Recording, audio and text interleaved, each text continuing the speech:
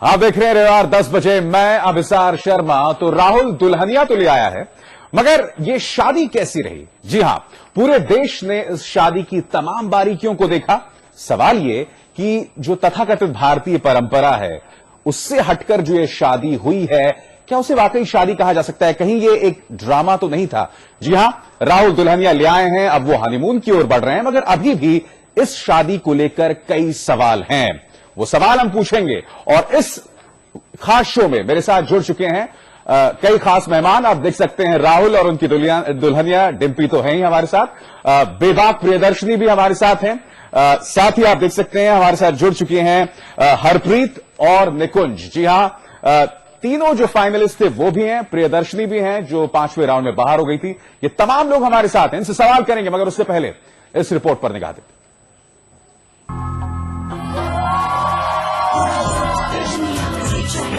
Reality TV के इतिहास का एक अनोखा स्वयंवर, जहां दूल्हे ने चुना अपनी दुल्हनिया को और फिर लगे हाथों पूरी दुनिया के सामने शादी भी रचा दी।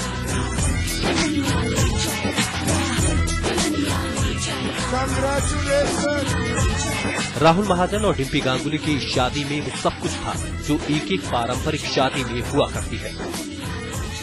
गीत संगीत,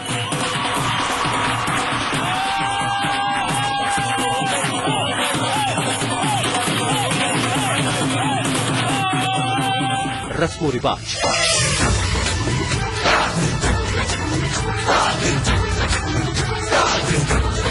पंडित और नाते रिश्तेदार। शायद आप थक गए हों, मैं आपके चरणों पर जल स्पर्श कर रही हूँ।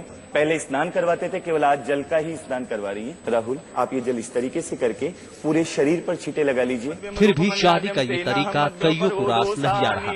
जरा सुनिए शादी से पहले क्या कहा था महिला आयोग की अध्यक्ष गिरिजा व्यास ने।